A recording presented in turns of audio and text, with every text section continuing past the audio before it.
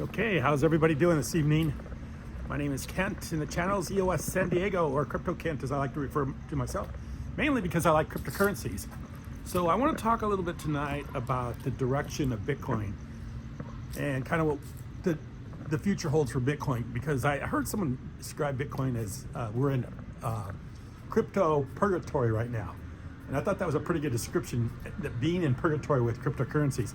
It's not really going up, but it's not going down. I mean, we're not going to hell. We're not going down to 12,000, but we haven't done much here lately as far as in price improvement either. It's been hovering around 19,000 for quite some time, which tells me that no one really knows where it's going. And I hear everybody talk about it, and I don't think anybody really has a firm grasp on what's going to happen with Bitcoin or cryptocurrencies. So you kind of got to look at the big picture as far as the economy is concerned and what's happening and what direction we're going, and try to make an intelligent guess on the direction of how the feds are going to continue to raise current interest rates through the federal funds rate, which is what they charge banks overnight lending from one institution to another institution, which is a very inefficient way to run the economy, to just control interest rates. They have to do something about price inflation, which is way higher than they say it is. And I hear now where people in England, of course, my good friend that I always think about when I think England is Mel. How you doing, Mel? I guess the Prime Minister is now stepping down because she had a plan for the economy, and I guess that plan just hasn't worked out very well. They have massive inflation in England right now too, as we have here in the United States. So, of course, the Federal Reserve, controlling the economy, has made the determination that we need to raise interest rates through the Fed fund, raising the Fed fund rate to lower the cost of the products, the things we consume, the gasoline, the food, and housing. The three main things most people use throughout the month to support themselves, to keep themselves going, to sustain themselves. And of course, what they'd really like to see is they'd like to see housing prices come down, because housing prices are usually the biggest part of what a person's budget is. So if they can get housing prices to drop, that's going to drop the inflation rate, and it makes things a little more affordable for people. But I doubt that that's going to happen, because they've been saying that in the news over and over again, that the housing prices are coming down. But if you look at the market has not come down. In fact, if anything, the market is still going up. And it kind of tells you where people are at mentally, that they're willing to hold on to their houses, even in tougher times, because they would rather do that than hold on to the money. You mean, if you give somebody the money or let them buy a house, they'll buy a house, even if they think the price of the houses are coming down. Because most people know that owning a house is going to be a better inflation hedge, or a better way of holding your money together than just holding it in a bank account, or waiting for a better time. People are just going to buy the house. As overall, in the last however many years, housing prices as an aggregate have gone up, and they're going to continue to go up. And no matter what the Fed does, people aren't going to give in to saying, hey, look, I'm going to go ahead and sell my house, and I'm going to wait it out, or not buy a house or something like that. They're going to hold on to their houses. The price of housing is not going to come down. The price of rent is not going to come down. And the problem with what the Federal Reserve's got going on right now is people are getting priced out of the ability to afford anything. And it's not that they give you all kinds of really weird analyses. Like they say stuff like, we have to slow down the economy. What does that mean? Or we have to do something about inflation. I mean, they're always giving you all this random, whatever these just random little phrases that people use all the time. The economy's overheating, or we need to slow it down, or we need to ramp it up, or we need to we need to do something to pick up the economy. I mean, all these things, but the bottom line is what they're doing right now is very ineffective. And I think people are starting to see through the fact that the money is just decreasing in value at such an incredible rate that whatever they do, they can't keep up. They can't keep up with the prices and everything. That's happening here in America, and of course it's happening abroad too. So that's why I think in the very near future, we're going to see some sort of central bank digital currency. And the reason I think we're going to see that is because two reasons. First of all, there's a lot of people that aren't banked. They're unbanked. You know, they're not using a bank. Simply because owning a bank account, having a bank account, processing stuff in a bank account is kind of expensive. And so a lot of unbanked people that are in our economy, in our world today, that don't have a way to access the banking system. And that's really true around the world. So I think you're going to definitely see a central bank digital currency, because that's going to bring a lot more people into the economy. And they need these people to be a part of the economy, because if these people aren't part of the economy, then the economy doesn't grow, or the economy doesn't keep going. And right now the economy isn't growing because of the central bank's tightening, which is another catchphrase that they always use, and because they're trying to keep things from getting too expensive, so they're raising interest rates. So they need to bring a lot more people into the economy and a lot more people into what's going on in money. You keep money in people's accounts, so people can afford to buy things, so they can afford to do things, so they can, buy appliances, they can buy automobiles, they can buy, home improvement stuff. And I think the way to do that is to stimulate the economy, and the way to do that is give it to the people, give people into the system that aren't in the system, and give them access. Lowering interest rates or raising interest rates doesn't help most people. I mean, it helps huge institutions and people that are very wealthy, but it doesn't help the average person. Most people, it doesn't matter if the Fed funds rate is 2%, 1%, -% or 10%. Most people just can't get a loan because they don't have a bank account, or they don't have good enough credit, or they don't have the means to get a loan. So what difference does it make what the rates are when you're not even in the system? So I think a digital bank currency will bring more people into the system. It will lower the cost to the banks, to the money, simply because you don't have to have so much currency in created all the time. I mean, it costs a lot of money just to print the stuff.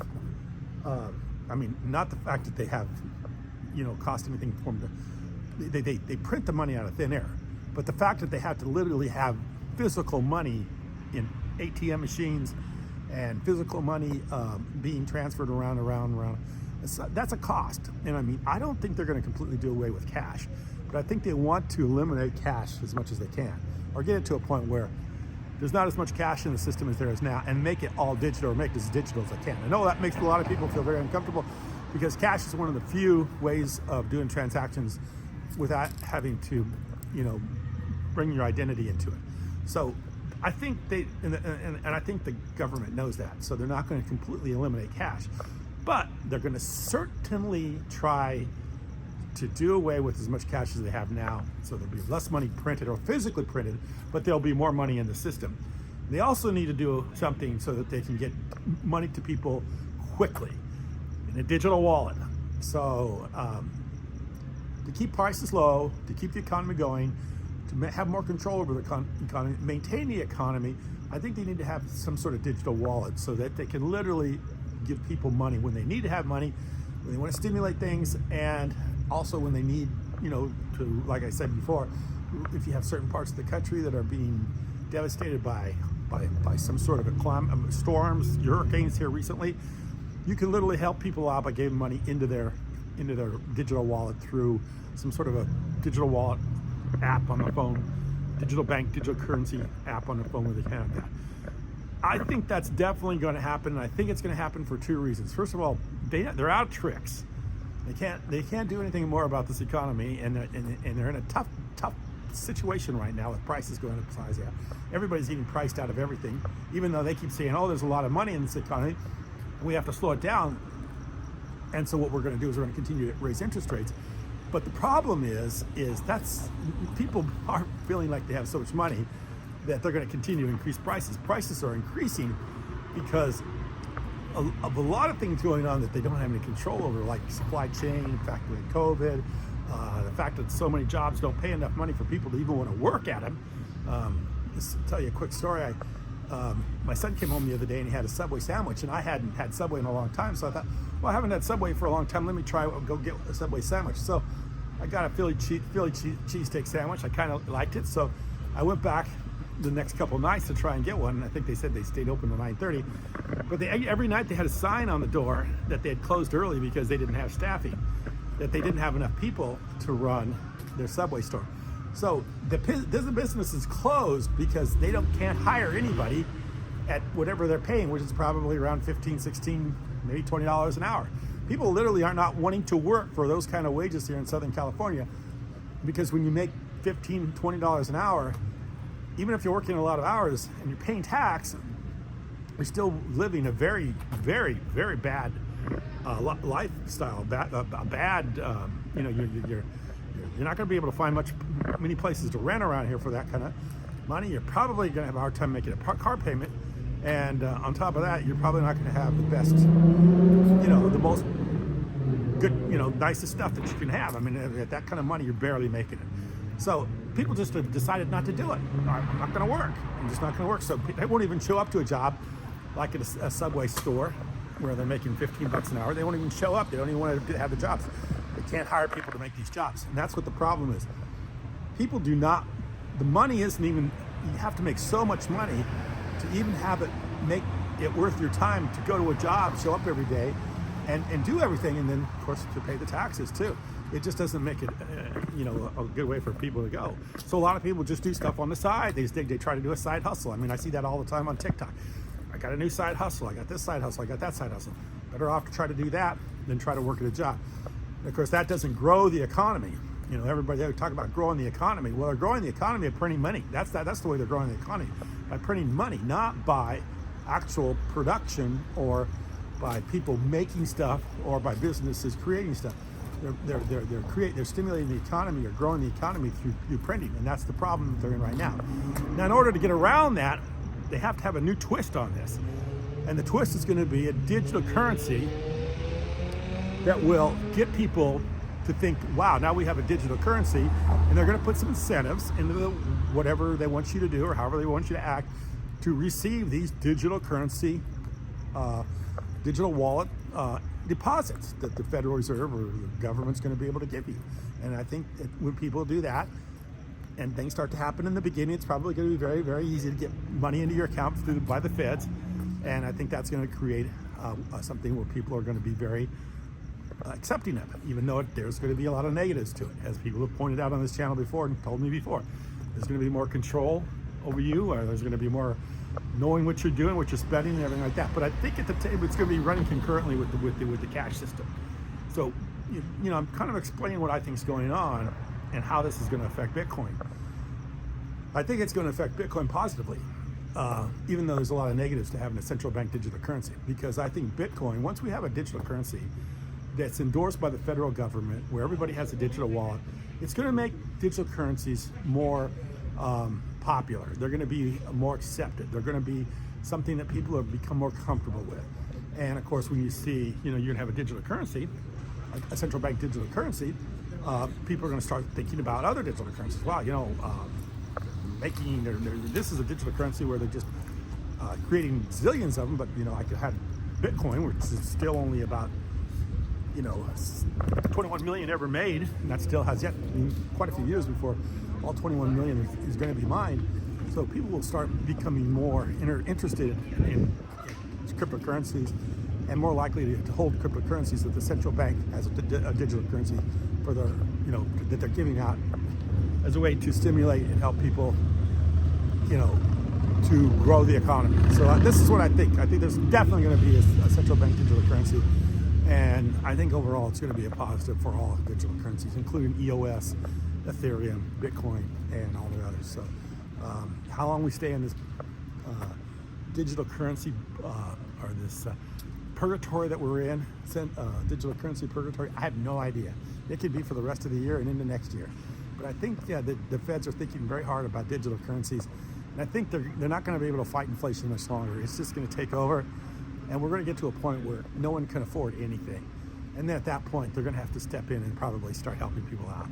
Because there just isn't a way for you to really get out of this dilemma of not making enough money to even make it worth your time to work at a job or do anything unless you're doing something, like I say, a side hustle that makes a lot of money. A lot of people are doing YouTube. A lot of people are doing social media. A lot of people are doing things online for themselves. They're not waiting for someone to give them a good job or somebody to hand them a paycheck, because those days are over. They've been over with for a long, long time. You know, when I was growing up, in my parents' time, you had a high school education. You probably were pretty good, pretty. You know, you had a pretty good opportunity to make a living. You know, through my lifetime, actually, even before, probably in the 40s and 50s, a college education gave you a pretty good lifestyle. Now today, man, you could have a dozen PhDs and have all the masters, PhDs, and all the advanced degrees you want, and you can't make a living. So it's not a matter of education. It's not a matter of skill. It's not a matter of people working hard or not working hard. It's just a matter of the fact that the economy, as they have printed so much money at this point, it's just impossible for anybody to make enough money to stay ahead of the game. And that's what's really going on right now. I appreciate you watching.